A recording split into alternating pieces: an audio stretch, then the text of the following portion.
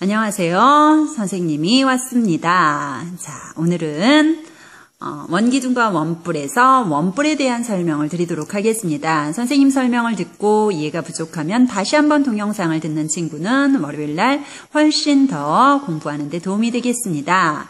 자, 2번씩 듣고 오는 친구들 월요일날 아주 예뻐해 드리도록 하겠습니다. 자, 원뿔 가겠습니다.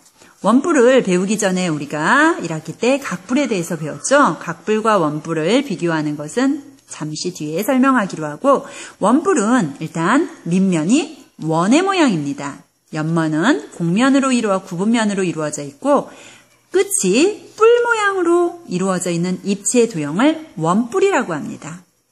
밑면이 원이고 구분면으로 옆면이 이루어져 있고 뿔 모양으로 되어 있는 입체 도형을 원뿔이라고 합니다. 자, 그러면 원뿔의 각 부분에 대해서 알아보도록 하겠습니다. 먼저 원뿔의 꼭지점, 우리 각뿔에서는 각뿔의 꼭지점에 대해서 배웠죠. 원뿔의 뾰족한 점을 원뿔의 꼭지점이라고 합니다.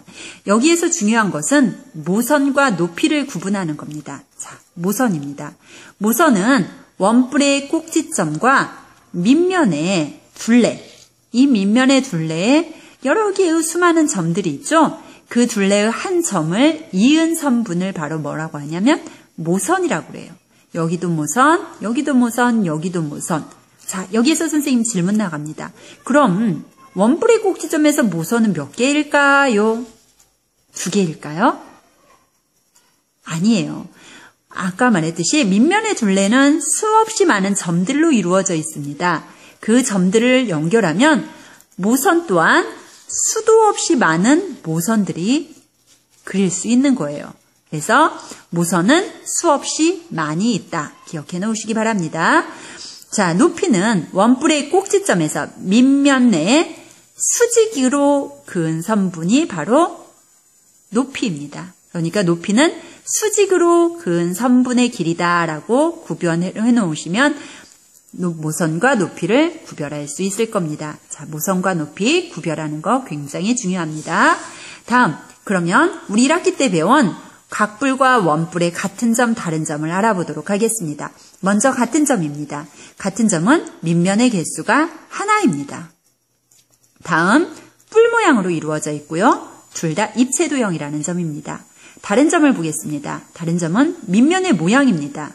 자, 각뿔 같은 경우 이것은 밑면이 삼각형이기 때문에 삼각뿔이죠. 그래서 삼각형이에요. 하지만 사각뿔 같은 경우는 밑면이 사각형으로 이루어져 있겠죠. 하지만 원뿔은 무조건 원입니다. 이렇게 밑면의 모양이 다르고, 두 번째, 모선의 수. 각뿔에서는 모선이라 하지 않고 모서리라고 하죠. 이 각뿔 같은 경우는 모서리가 3개입니다. 사각뿔 같은 경우 모서리가 4개가 되겠죠. 하지만 원뿔은 모선이 수도 없이 많습니다. 즉, 다른 점은 각뿔에서는 모서리 개수가 정해져 있지만 원뿔에서는 수도 없이 많은 모선이 있다는 것이 다른 점입니다. 세 번째, 옆면의 모양이 다릅니다. 각뿔에서는 옆면의 모양이 삼각형이지만 원뿔에서는 구분면으로 이루어져 있다는 거, 그게 다른 점이 되겠습니다. 자, 다음은 이번엔 원뿔과 지난 시간에 배운 원기둥을 한번 비교해 보도록 하겠습니다. 자, 같은 점은 밑면의 모양이 모두 원입니다. 다음, 옆면도 곡면으로 이루어져 있고 둘 다 입체도형이라는 점이 같습니다. 하지만 다른 점을 살펴보면 밑면의 개수가 달라요. 자, 원뿔의 경우 밑면이 하나입니다. 하지만 원기둥은 하나, 두 개의 밑면으로 이루어져 있습니다. 또한 원기둥에는 이런 모선과 꼭지점이 존재하지 않습니다. 이게 다른 점입니다.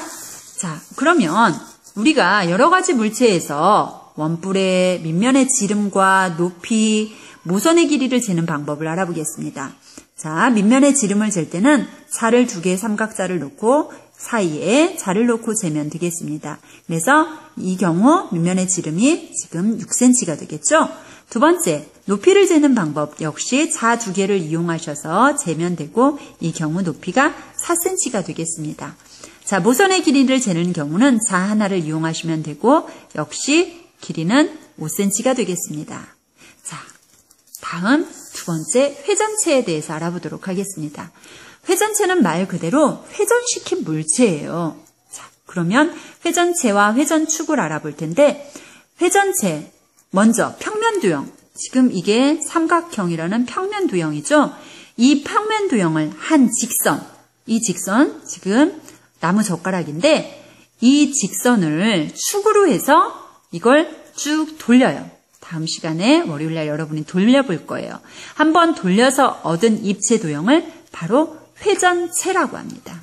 자, 그리고 이때 나무젓가락, 이 축으로 사용한 나무젓가락 직선을 뭐라고 하냐면 회전시킨 축이다 해서 회전축이라고 합니다. 다시 말하면 평면 도형을 어떻게 했다? 회전축을 기준으로 해서 한번 돌리면 입체 도형이 나오는데 그 입체 도형을 뭐라 한다?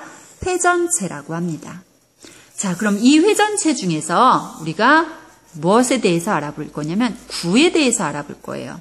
자, 여기 보면 지금 반원이라는 평면 도형이 있죠? 이 평면 도형을 회전축인 이 나무젓가락을 중심으로 해서 한 번 뺑 돌립니다. 다음 시간에 여러분 돌려볼 거예요. 돌리면 뭐가 되느냐면 바로 구가 됩니다. 이런 우리 볼링공 같은 형태의 구가 됩니다. 자, 그래서 이런 구가 되면 구의 중심은 이 반원 있죠. 예, 이 반원에 있는 중심, 반원의 중심을 뭐라고 하냐? 나중에 구의 중심이라고 합니다. 그다음에 구의 반지름은 반원에서 이 반원의 반지름을 구의 반지름이라고 합니다. 기억해 놓으세요. 구의 중심, 구의 반지름입니다.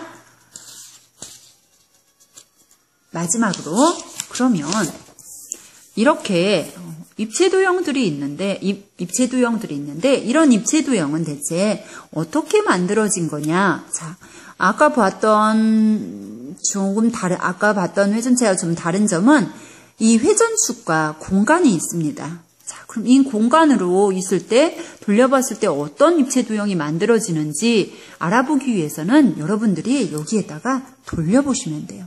자, 이만큼 해당하는 만큼 이만큼 점을 하나 찍어주시고 이쪽도 점을 찍으시고 대략적으로 이만큼 해당하는 만큼 점을 찍어주시고 그 다음 이만큼 해당하는 만큼 점을 찍어주셔서 이걸 갖다가 이렇게 연결을 한번 해보세요. 이렇게